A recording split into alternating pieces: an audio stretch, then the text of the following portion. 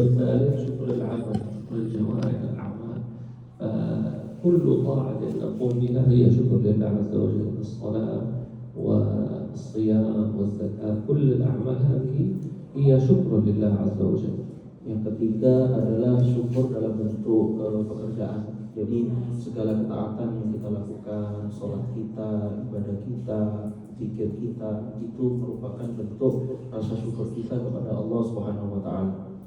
والذي يعني ربما عليه ببيت ينوي أن يجعل هذا البيت بيت خير وبيت طاعة لله عز وجل، يصرف عن بيته ما لا يرضي الله سبحانه وتعالى.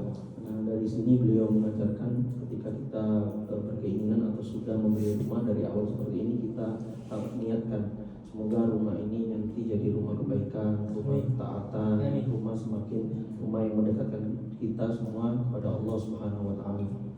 ويعني هناك أمور هي يسيرة لكن فيها خير عظيم في البيت، هي أمور يسيرة لكن بعض الناس يعني لا تفعلها ربما لا يتنبه لها، هي سهلة وفيها خير عظيم في البيت. Ada beberapa hal yang sebenarnya mudah kita lakukan, ya, cuma memang banyak yang melalaikannya. Yang bisa kita lakukan di rumah sehingga nanti rumahnya itu penuh dengan berkah, penuh dengan kebaikan. Jadi di situ banyak keharmonisan dan kita rasakan rumahnya itu teduh, sejuk seperti itu. Nah, kata beliau ada beberapa hal yang sebenarnya mudah saja kita lakukan, cuma banyak orang yang tidak peduli. سيدنا رسول الله صلى الله عليه وسلم يقول لسيدنا أنس: يا بني إذا دخلت بيتك فسلم يكن بركة عليك وعلى أهل بيتك. يعني ينبغي أن نتأمل كثيرا في هذا الحديث عندما قال سلم يكن بركة، إذا هناك علاقة بين السلام والبركة في البيت. ومعنى ذلك عندما تدخل وتقول السلام عليكم، هذه كلمة سهلة لكن حصل نتج عنها خير عظيم يكن بركة. هذا النبي العظيم يوحى إليه ربي علمه ما لا نعلم فأطلعه فاطلع على أسرار عظيمة، فينشأ عن الكلمة البركة، والبركة كلمة جامعة لخيرات كثيرة. Jadi ada sebuah hadis yang Rasulullah SAW di mana Rasulullah SAW bersabda mengatakan kepada Sayyidina Anas khatib beliau, wahai anakku, ketika antum sedang atau akan masuk rumah maka ucapkanlah salam. Niscaya hal tersebut akan menjadi sebab keberkahan untukmu dan untuk keluargamu. Kata beliau, kata-kata berkah ini sangat kata berkah ini mencakup banyak hal. Namanya berkah. Berkah itu definisinya kebaikan yang selalu bertambah. Khairun ya ilahiyun yatazayyad. Jadi keberkahan yang selalu kebaikan yang selalu bertambah. Jadi maknanya berkah itu sangat luas sekali. Itu coba salam yang assalamualaikum seperti itu aja kadang mungkin kita lupa ya. Padahal itu menjadi salah satu sebab keberkahan rumah yang kita yang kita tinggali. وإذا دخل البيت وما وجد أحد في البيت أو يعلم أن البيت فارغ، بيت غير مسكون لا يسكن أو مسكون لكن ما في أحد، إذا دخل يقول السلام علينا وعلى عباد الله الصالحين. Ketika tatkala rumahnya lagi kosong, memang kita tahu rumah itu kosong, kita pun bisa mengucapkan salam. Cuma cara bersalamnya seperti ini: Assalamu alayna wa ala ibadillahi sholihin. Assalamu alayna wa ala ibadillahi sholihin. Caranya seperti itu. وهذه صيغة السلام هي مراتب، يمكن أن تقول السلام عليكم أو ورحمة الله أو وبركاته، تزيد يعني تنتهي عند كلمة بركاته آخر شيء، لكن كل قسم فيه ثواب. السلام عليكم 10 حسنة، ورحمة الله 20، وبركاته 3. فمن أراد ال30 يكمل في الأخير. Dan cara mengucapkan salam ini ada 3 tingkatan pahalanya. Kalau kita mengucapkannya cuma assalamualaikum, kita dapat 10 pahala. Warahmatullah, kita dapat 20 pahala. Wabarakatuh, kita nambah 30 pahala. Jadi seharusnya kita kalau mengucapkan salam itu ya kita sempurnakan. Cuma sedikit kan kalimatnya. أحد العلماء إما من الصحابة أو التابعين يعني غاب عني كان يقرأ آية الكرسي في كل يوم في زوايا البيت 4 مرات، كل زاوية يقرأ آية الكرسي مرة. سبحان الله. Yang satu yang dilakukan oleh sebagian para ulama, yaitu salah satu tabi'in, itu beliau memiliki rumah dan itu setiap hari itu di pojok-pojoknya itu selalu dibacakan ayat kursi setiap hari. Jadi ada 4 pojok kan ya dalam rumah tersebut, setiap pojoknya dibacakan ayat kursi totalnya jadi 4 kali dalam satu hari.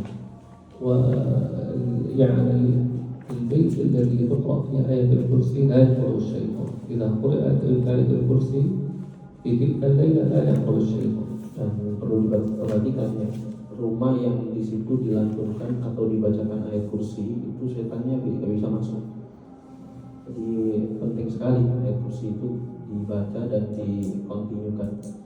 ونحافظ على سورة ياسين على الأقل مرة في الصباح مرة في المساء. هذه يعني فيها نفع كبير، فيها فائدة عظيمة سورة ياسين إذا قرأت في أول النهار وفي آخر النهار. Kita sempatkan juga kalau bisa pagi dan sore itu kita baca surat Yasin. Itu karena di dalamnya terdapat manfaat yang sangat agung sekali, sangat besar sekali. ورد حديث عن سيدنا رسول الله صلى الله عليه وسلم من قرأ سورة ياسين أول النهار قضيت حوائجه، إما مرفوع أو موقوف، يعني إما حديث مرفوع أو من كلام أحد الصحابة والتابعين، لكن هذا لا يعلم بالقليل، هذا يرجع إلى المرفوع. إذا من قرأ سورة ياسين أول النهار قضيت حوائجه، كم فيها من سر تيسير هكذا وسهولة في الأمور. الله أكبر.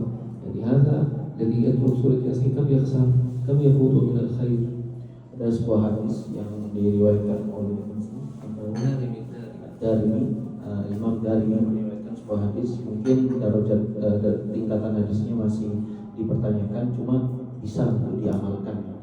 Hadis tersebut mengatakan barang siapa yang di awal siangnya membaca surat Yasin, maka Allah akan mengabulkan hawaiju, semua atau segala hajat atau hajat-hajatnya, apapun itu hajatnya bisa dikabulkan dengan cara membaca surat Yasin. Kata beliau, surat Yasin kalau dibaca mungkin beberapa menit atau maksimal paling setengah jam, nggak nyampe. Kalau setengah jam cuma beberapa halaman aja gitu kan. Nah itu baca surat Yasin, cuma di sini keberkahan, kemudian hajat-hajat kita itu bisa terkabul semua. Seperti itu. وأيضا يعني من الأمور المهمة في البيت طلب العلم. سهل نسمع، يعني الذي لا يتفرغ لطلب العلم يسمع دروس العلماء، يسمع سلسلة كل يوم درس أو درسين بحسب الوقت، يأخذ هكذا سلسلة للعلماء المعروفين بالاستقامة، يسمع دروسهم، في دروس الشيخ بويا يحيى، في دروس دلوة، في دروس الشيخ عبد الصمد له دروس كثيرة. هؤلاء العلماء الثقات، لكن لا يسمع لأي واحد حتى يسألنا من سيسمع له، يسأل لأن اليوتيوب فيه بعض الناس المخربين، فنحن ندله على الناس الثقات إن شاء الله. Terus kata beliau, untuk memanfaatkan waktu kita, meskipun kita tidak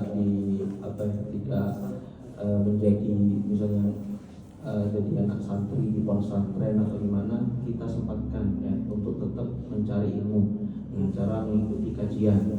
Kita bisa di situ mendengarkan beberapa tokoh ulama di YouTube, kan sekarang banyak, itu mudah saja kita dengarkan sambil kita melakukan aktivitas kita sehari-hari, sambil masak misalnya, atau sambil cuci baju, sambil apapun itu bisa sekarang dilakukan dengan cara mendengar di YouTube. Nah, cuma di sini beliau menekankan di sini harus hati-hati. Kalau kita mau mendengarkan kajian Islam itu kita harus benar-benar cari ulama-ulama yang amanah, karena kita mungkin tidak bisa tuh membedakan mana yang amanah, mana yang bisa dipercaya, mana yang soleh. Nah itu nanti kita bisa bertanya kepada contohnya kepada dia atau kepada yang lain yang kita ketahui kesolehannya. Kita bisa mendengar misalnya kajiannya Buya Yahya, misalnya kita juga bisa mendengarkan kajiannya Ustaz Abdul Somad misalnya. Itu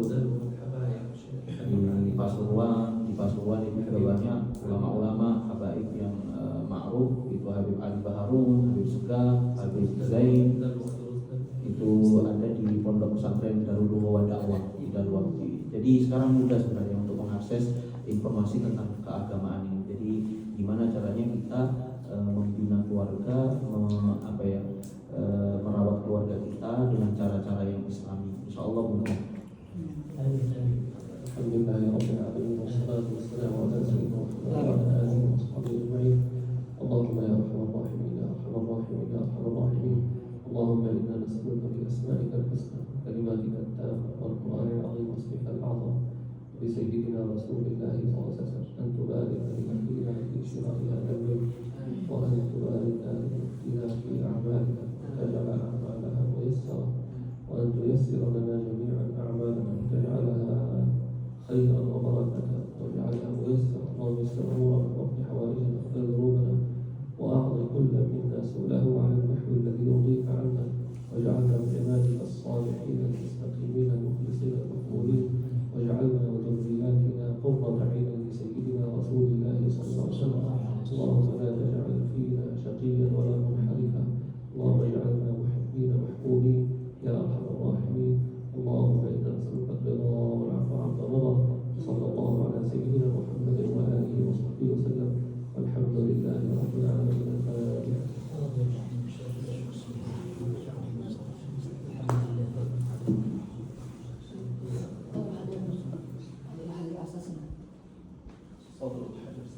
Gimana kalau ada peletakan salat dulu atau dia mau